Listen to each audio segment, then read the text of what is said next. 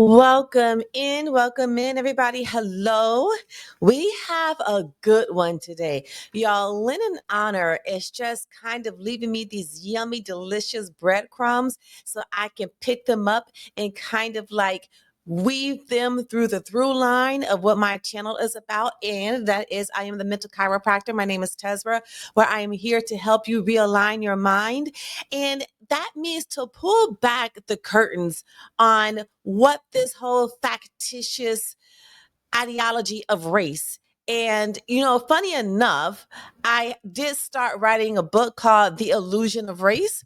And the more, and I just started, y'all. I was like in the beginning of it, in the throes of it, in the beginning. And then my research was taking me down a rabbit hole.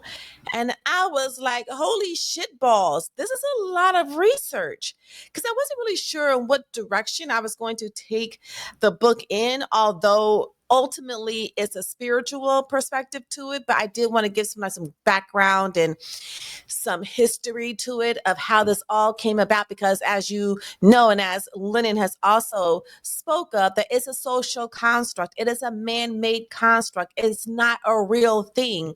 We just make it real because we give our energy over to it. We give our essence, our vibrancy, our belief over into it. And that's why it is a real thing, but it's not. That's why we make it relatively real.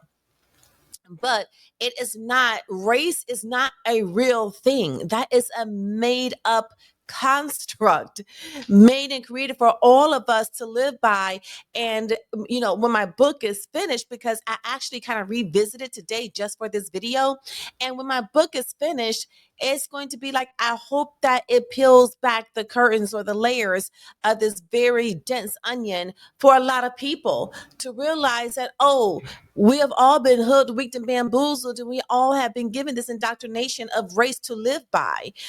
But it's a made up thing. It is not real.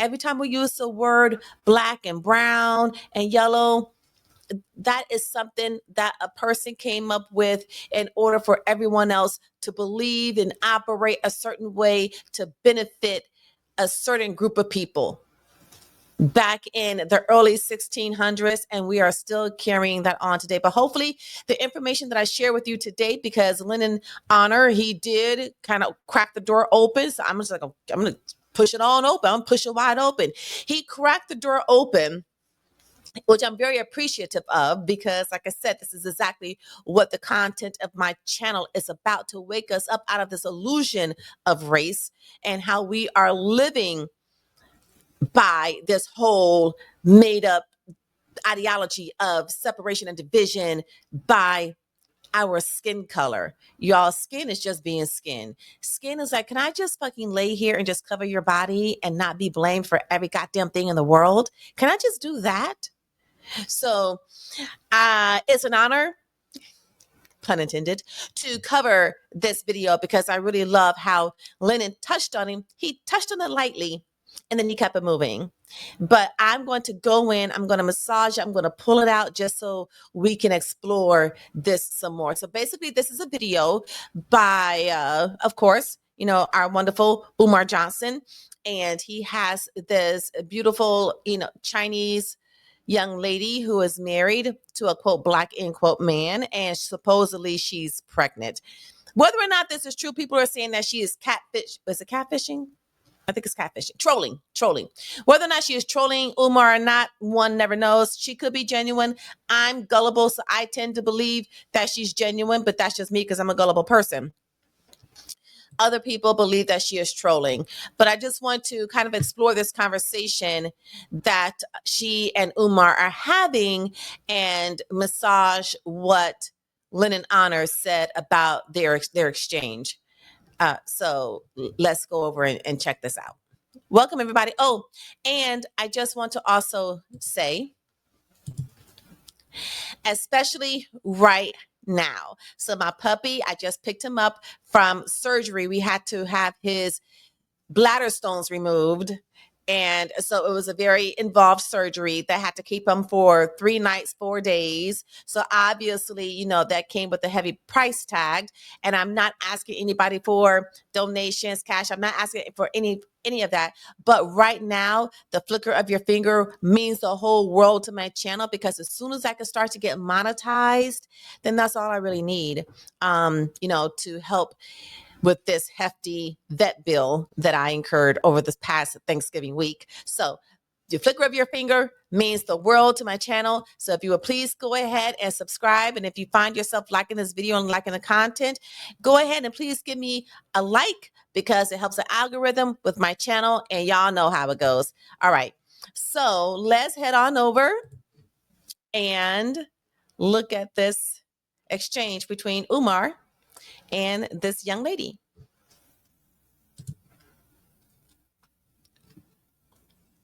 And thanks for being a member, Smitty Boy, for 6 months. Again, I have the next segment of the documentary available for members, a rough draft, tomorrow. It's about 50 minutes in length. All right. And then Amina says, hello, Lenon. The Cook Court says, happy to be here. Rice Bunny is a troll. Yeah, I think she trolling. I do. She has, as a matter of fact, votes, 228 votes so far. Is the Asian lady trolling Umar Johnson? 72% said yes, 28% said no. Yeah, I think she's trolling. But Umar, he gonna go with it. He gonna go with it. Thank you, Amina, for the super chat. I appreciate it. There we go. Yes, indeed. A black husband. I mean, that's the $1 million question. I could go all night about our love story, but I guess my question to you would be, I just wonder. So basically, Umar just asked her, how did she end up with a black husband?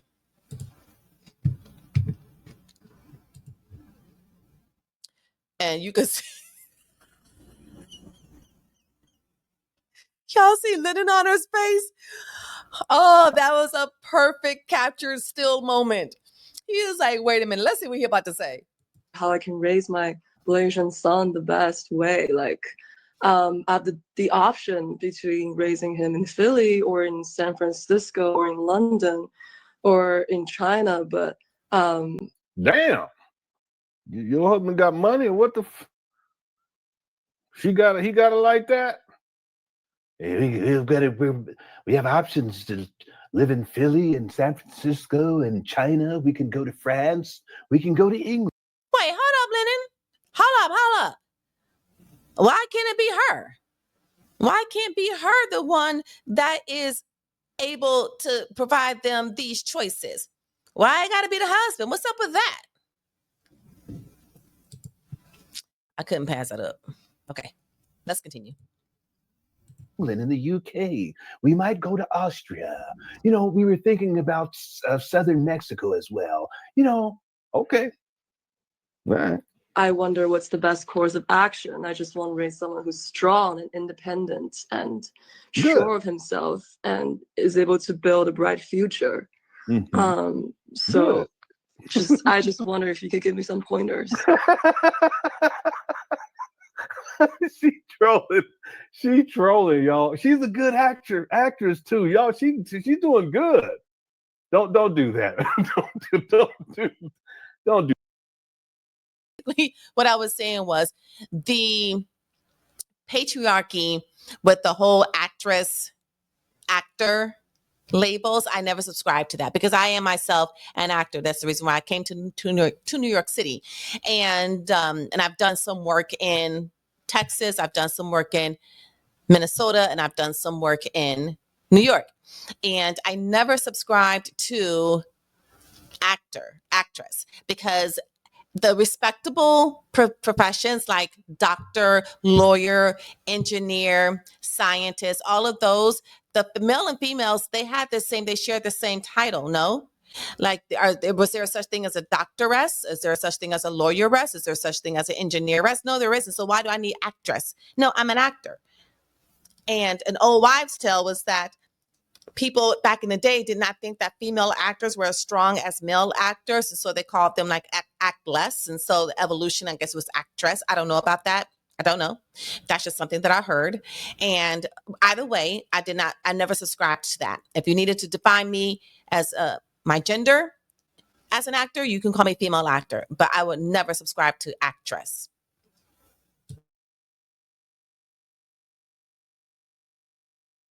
Do that 100% real, man. Let's not do her like that, okay? We're not gonna do the rice butter biscuits.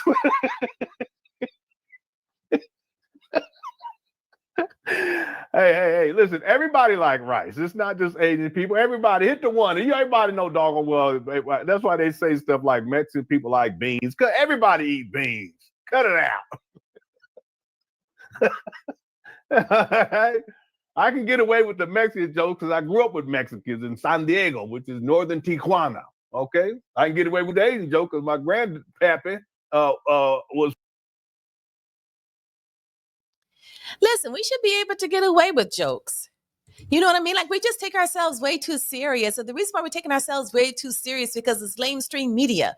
Lamestream media has made us all so sensitive, also easily offended. Everything has to be a racist or this or that, or, no, we should have thick enough skin to where we can joke and joust one another in fun and not take ourselves too seriously. So you don't have to explain why you can joke about Mexicans or why you can joke about Asians. Just joke and have fun. It is the energy in which it is being done.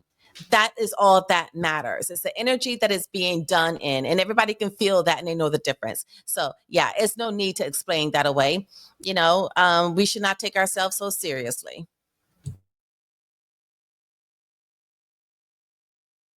From Cebu in the Philippines. I can get away with the black jokes. Clearly. All right. User 225 says, as a fellow Chinese, I can say she's a real one if she's trolling Umar. I want to do the same thing. Cookie Crush Chat should user 225 calling through Umar Johnson's show, hit the one. Don't do it. Don't even do that. Yeah, I wouldn't do, because then Umar, he'll find out that he'll be like, yeah, one of my number one haters, he had his trolls, his Asian troll. He had his Chinese troll come in to harass me and sabotage my live stream. So don't do it. don't do it, user 225. Thank you for the super chat, my Asian brother. All right, let's keep going. Here we go. This is wild. What I did. Wow, Umar speechless. Can you believe this? He's speechless. I just wonder if you could give me some pointers. What identity do you plan to raise him under?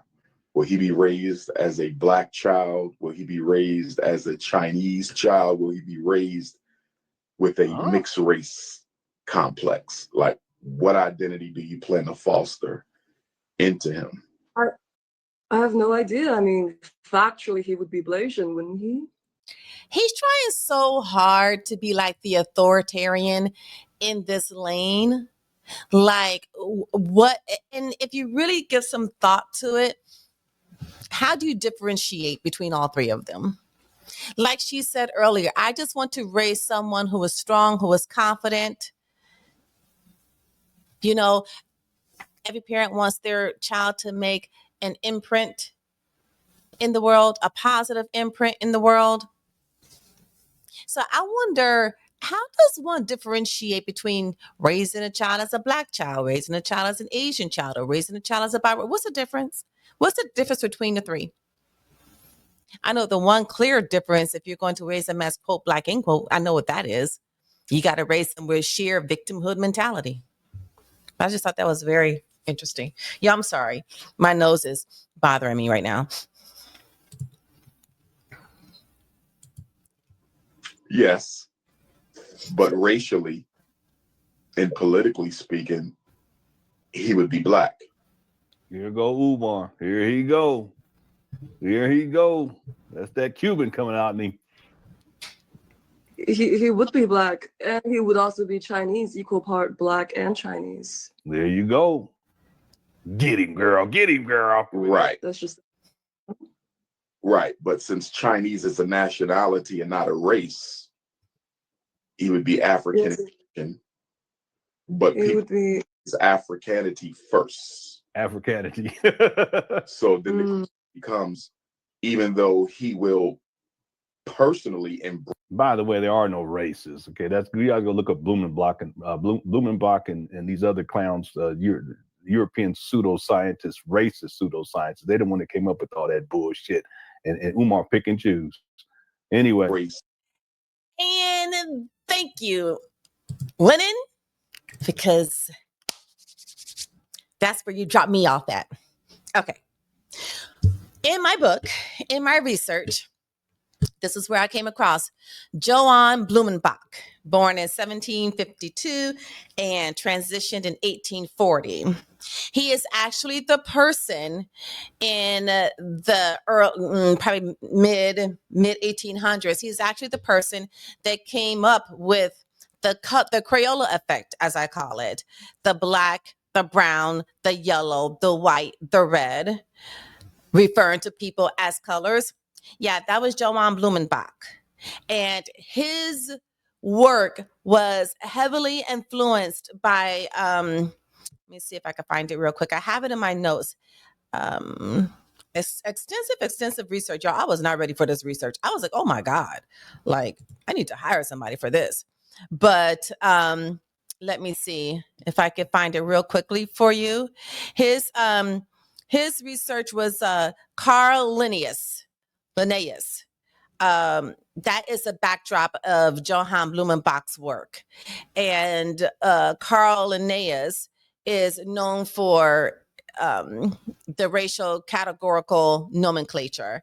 And so Blumenbach, the hierarchy of races is Caucasian is the white race, Mongolian was the East Asian was the yellow race, Malayan, Southeast Asian, Pacific Islander, the brown race, Ethiopia, Sub-Saharan Africa, the black race, and American, Native American, that was the red race.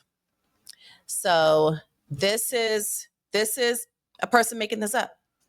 And this is also the person that deemed that the quote white end quote people were the superior people, only because he found a skull in somewhere in Europe, and he said because he studied skulls, and this is also part of the racial science that Lenon Honor had mentioned, the pseudoscience behind race. They was trying to make it a scientific thing, but it was unfounded. It couldn't be supported, so they kicked it out because it's pseudoscience. It's made up.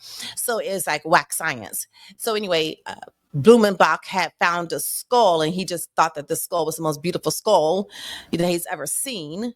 And so therefore, well, this person must be superior to the other because the skull is so beautiful, just basically off of aesthetics, like a person's personal subjective opinion of something. And then the colonials took this and ran with it. But here's another fun fact about Blumenbach. He did not believe, because he's scientist, and who were the scientists? I wrote them down. Louis Agassiz and Samuel Morton. They tried to put it to where they were like Africans were a different species altogether. And Blumenbach was like, no, like he didn't believe that. He thought that he was in oneness. And that's ultimately what my brain is all about. Ultimately is oneness. We are one. We are one human race. But I got to break down all the other soot and shit that the colonialism has built over the centuries. We got to break all that apart so that we can get to true radical unity and put all this shit to rest. Put the powers that be, those behind the curtains, put them night, because their time is up. Enough is enough. So anyway, Blumenbach was not a proponent of treating anyone differently or subservient. He felt that we were all one. He was not a proponent or advocate for slavery at all. He just thought that this skull was a beautiful skull and thought that, this must be a people of a beautiful quote unquote race. But he was not one that felt that people should be treated differently because of the melanin level in the skin.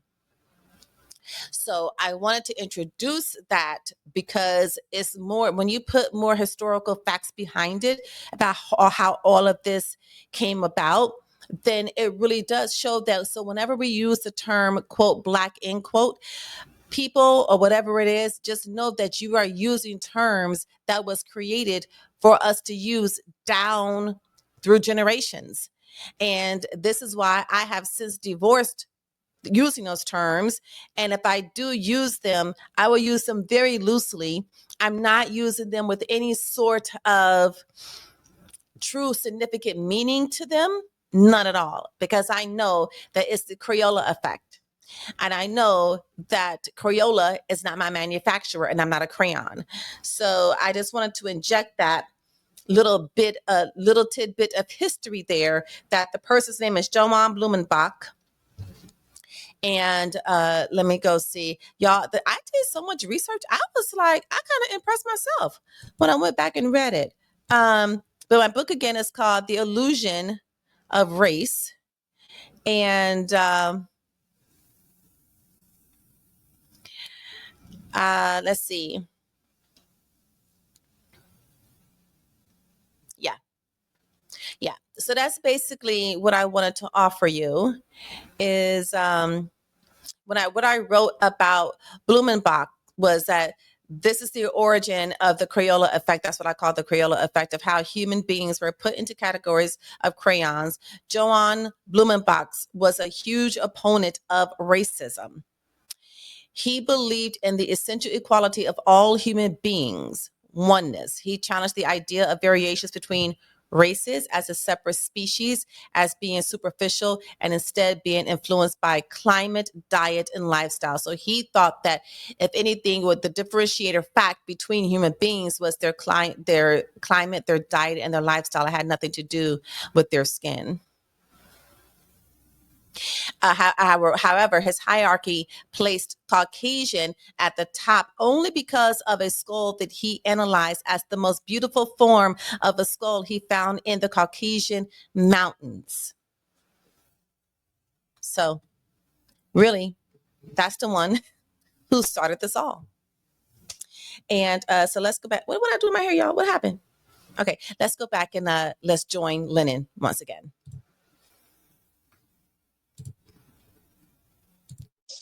Heritage on both sides of the family.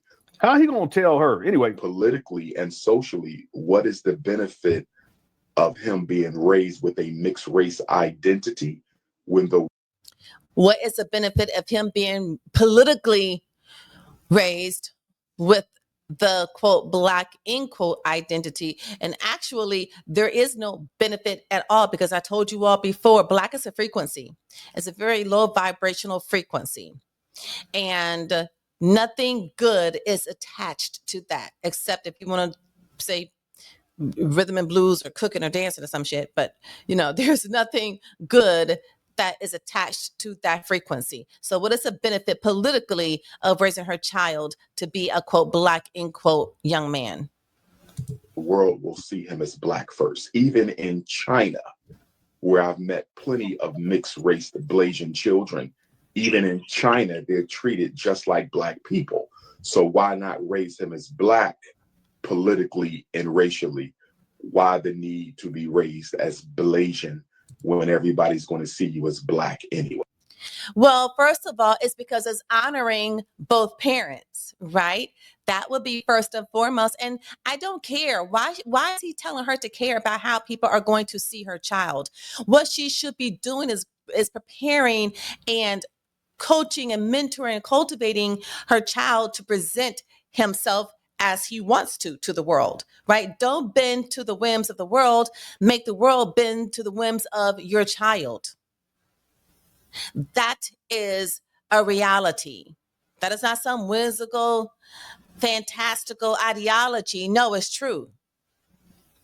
Empower your child to make people bend to the whims of them. Come on now. Yeah, that's a very good point. I guess my question would just be, in practice, like, how can I raise him better as a black child? Send him to my school and I'll make. Oh my God, here we go. Here we go. I didn't get that far. Y'all, did he just say send him to my school? What school? what institution? What academic institution? And then Umar, after she enrolls her son at your school, first of all, what kind of food are you going to feed her child? Like, what kind of nutritional value? You don't even eat right. You don't even eat healthy. So what kind of food do you plan on feeding her child? And then what kind of curriculum do you plan on giving her child? It's not going to be filled with anything but, quote, white, end quote, hatred, teaching how devilish and diabolical that they are, teaching young, quote, black, end quote, kids about how they just stole everything and how you are so abundant, but none of that is demonstrated anywhere around him. There is nothing abundant about Umar at all, ever. So he's going to be spewing all of this hypocritical, non-realistic information to where, don't underestimate kids. Kids gonna be looking around like, yeah, sir, the hot water doesn't work. So what are you talking about? We are the abundant people. We are not living abundantly. Kids are not dumb. They are actually more keen and more in tune the younger that they are, because the less indoctrinated they are. So yeah, let's not do that, sir. Let's not do that. But let me continue, because I missed that part.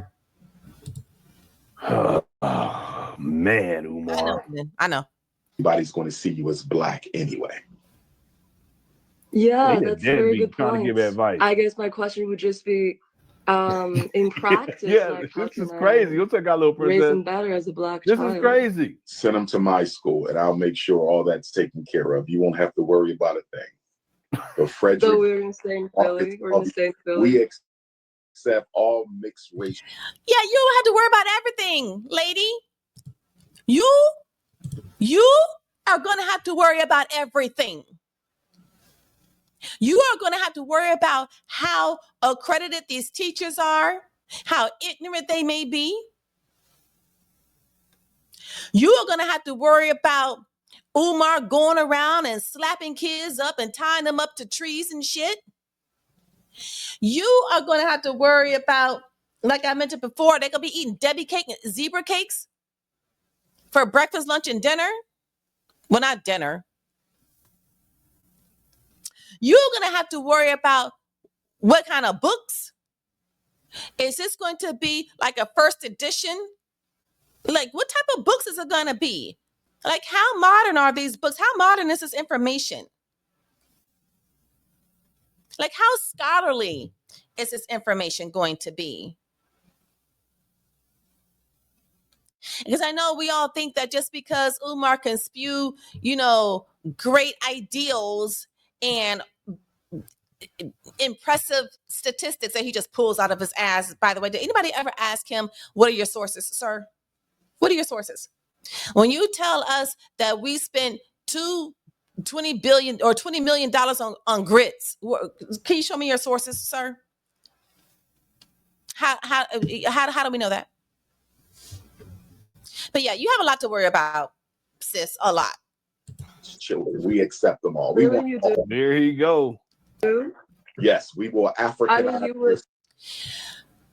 We will African. First of all, he's about to ask you for a donation. He's just propping you up for a donation. And how can you African? Are you taking them over to Africa? Are they being swept over to Africa? Oh, sorry, I didn't show y'all that last screen, but that's okay. Are they being swept over to Africa? How are you going to Africanize them? Putting them in little small mini dashikis and taking them through Kwanzaa and giving them some Ubuntu name. That's what you call Africanizing them? Y'all, if y'all don't see the idiocracy of this, the preposterousness of this is just abominable. Let's continue.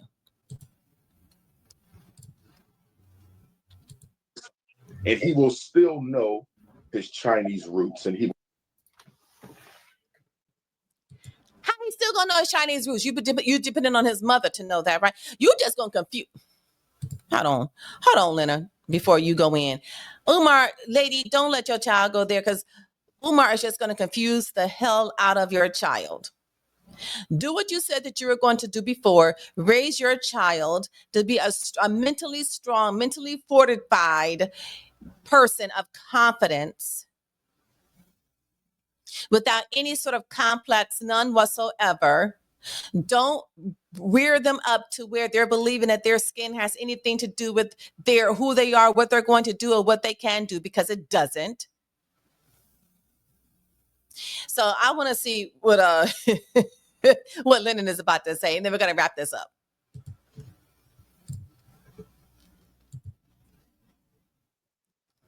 Yeah, first of all, what school are you talking about? But second of all, you're gonna be teaching Mandarin and shit. What you talking about, Umar?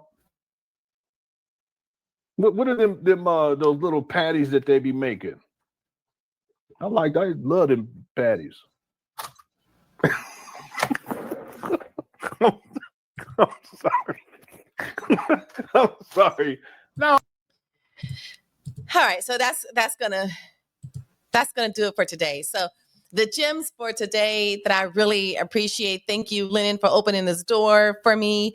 And please, like I said before, especially now, the little flicker of your finger means the whole world to my channel. If you are still here, please go ahead and become a subscribe, and like this video. I have a hefty vet bill that I have to take care of. And if I can monetize my channel, I'm on the road to 500 subs. I'm at 284. So the faster I can monetize my channel, the faster I can take care of this vet bill. I am not going to ask anybody for any donations. Nope, I don't need to do that. All I need to do is put in the work to monetize my channel, and we'll take it from there. So I really appreciate you for it. And if you are still here, thank you for sticking around. I hope that you found some great value out of this video. And I will see you when I see you. All right, everybody, remember, be and stay empowered.